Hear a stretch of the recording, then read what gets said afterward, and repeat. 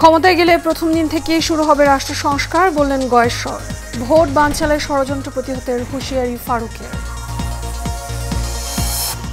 নিত্যপণ্যের ঊর্ধ্বমুখী দামে দিশেহারা সাধারণ মানুষ, সরবরাহ কমায় শতকের ঘরে সবজির দর, নাভিশ্বাস ক্রেতাদের।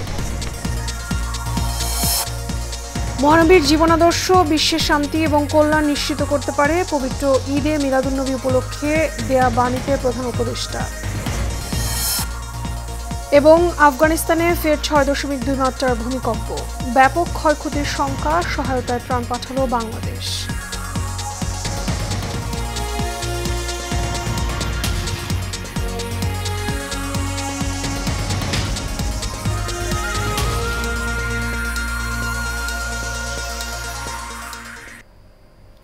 স্বাগত এশিয়ান প্রাইম নিউজে, আপনাদের সঙ্গে আছি আমি মিতা মৌসুমী। শুনছিলেন বিআরবি কেবল ইন্ডাস্ট্রিজ লিমিটেড সংবাদ শিরোনাম।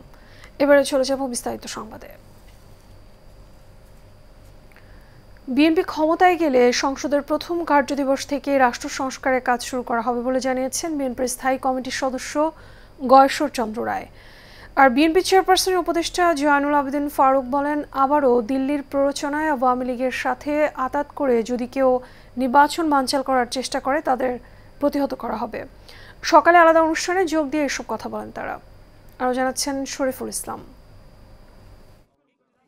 সকালে জাতীয় প্রেস ক্লাবে বিএনপির ৪৭তম প্রতিষ্ঠা বার্ষিকী উপলক্ষে স্বাধীনতার ঘোষণা ও বহুদলীয় গণতন্ত্র শীর্ষক আলোচনা সভার আয়োজন করা হয়। ইন্টেরিয়াম গভর্নমেন্ট একটা সুষ্ঠু ভোট উপহার দিতে পারে।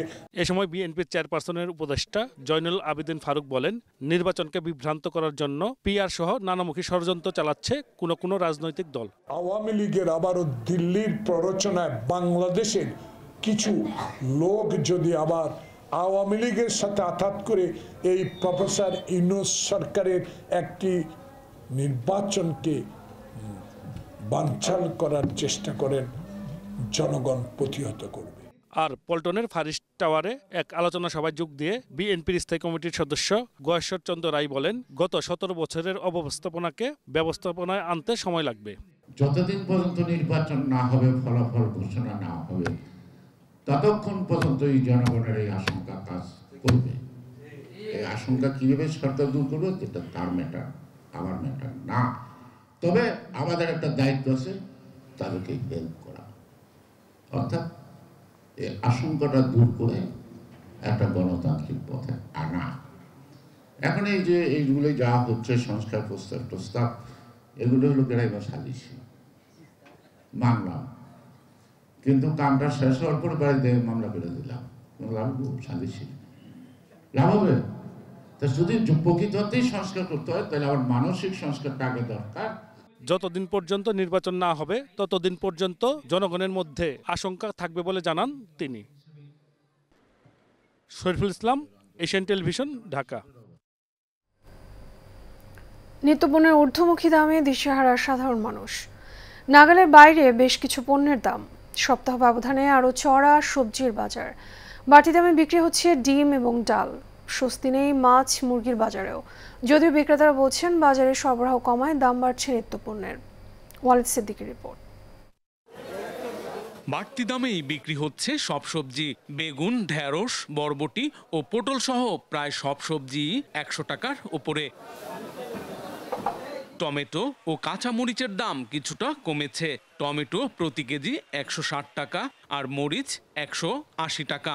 ইন্ডিয়ান টমেটো ১৬০ টাকা কেজি, তার সিম নতুন সিম এখন বাইরে দিয়েছে ২০০ টাকা বিক্রি করি।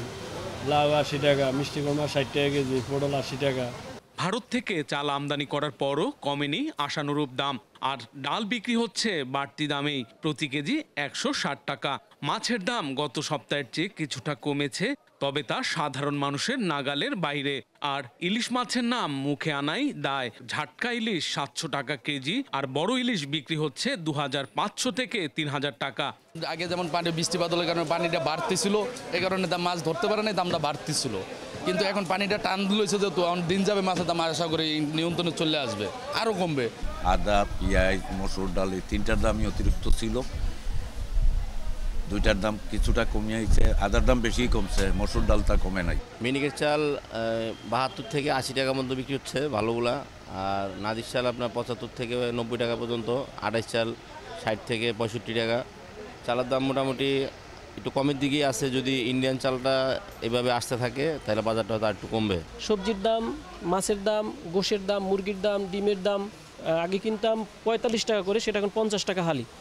আমাদের অনেক কষ্ট হচ্ছে আর কি চলতে। সাধারণ জনগণে আপনি যদি একটা ইলিশ মাছের কেজি যদি 700 টাকা হয়, সাধারণ জনগণ কীভাবে খাবে? এই যে ছোটো ইলিশ এটার দামই আপনার 140 টাকা, মানুষ হিমশিম খেয়ে যাচ্ছে। পেঁয়াজের দাম হচ্ছে আপনার 80 টাকা কেজি। তো সাধারণ যে মানুষগুলো আছে, গরিব মানুষজন আছে, এদের তো আপনার মানে যাতায়াত যে টাকা ইনকাম করে বাজার করলে তারপরে আর কিছু থাকে না। ডিম ও মুরগি কিনতেও হিমশিম খাচ্ছে সাধারণ মানুষ। ডিমের ডজন 140 টাকা, প্রতি কেজি ব্রয়লার মুরগি বিক্রি হচ্ছে 185 টাকা, আর লেয়ার মুরগি 340 টাকা। ব্রয়লার চলতেছে 180 থেকে 85 টাকা, আর লেয়ার চলতেছে 330 থেকে 320 টাকা, এরকমই। গরুর মাংসের দামের হেরফের হয়নি। প্রতি কেজি গরুর মাংস 780 থেকে 800 টাকা, আর প্রতি কেজি খাসির দাম 1100 টাকা। Walid Siddiqui, Asian television, Dhaka. প্রধান উপদেষ্টা অধ্যাপক ডক্টর মোহাম্মদ ইউনূস বলেছেন, মহানবী হযরত মুহাম্মদ সাল্লাল্লাহু আলাইহি ওয়াসাল্লামের অনুপম জীবন আদর্শ, সর্বজনীন শিক্ষা এবং সুন্নাহর অনুসরণ আজকের এই দ্বন্দ্ব সংঘাতময় বিশ্বে শান্তি, ন্যায় এবং কল্যাণ নিশ্চিত করতে পারে। পবিত্র ঈদে মিলাদুন্নবী উপলক্ষে আজ এক বাণীতে তিনি এসব কথা বলেন। সারা বিশ্বে মুসলমানদের জন্য অত্যন্ত পবিত্র এবং মহিমান্বিত একটি দিন উল্লেখ করে এই উপলক্ষে প্রধান উপদেষ্টা দেশবাসী সহ সমগ্র মুসলিম উম্মাহকে আন্তরিক শুভেচ্ছা এবং মোবারকবাদ জানান।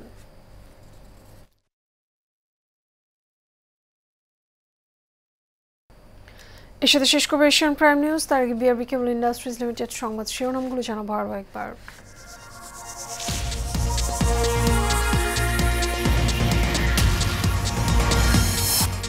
ক্ষমতায় গেলে প্রথম দিন থেকেই শুরু হবে রাষ্ট্র সংস্কার, বললেন গয়েশ্বর। ভোট বানচালের ষড়যন্ত্র প্রতিহতের হুঁশিয়ারি ফারুকের।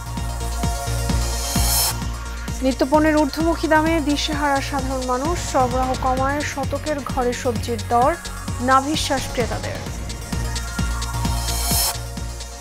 মহানবীর জীবনাদর্শ বিশ্বের শান্তি ও কল্যাণ নিশ্চিত করতে পারে, ঈদে মিলাদুন্নবী উপলক্ষে দেয়া বাণীতে প্রধান উপদেষ্টা। এবং আফগানিস্তানে ফের 6.2 মাত্রার ভূমিকম্প, ব্যাপক ক্ষয়ক্ষতির শঙ্কা, সহায়তায় ত্রাণ পাঠালো বাংলাদেশ। এশিয়ান প্রাইম নিউজ এ পর্যন্তই। আমাদের পরবর্তী সংবাদ দেখার আমন্ত্রণ রইল। এতক্ষণ সাথে থাকার জন্য ধন্যবাদ সবাইকে।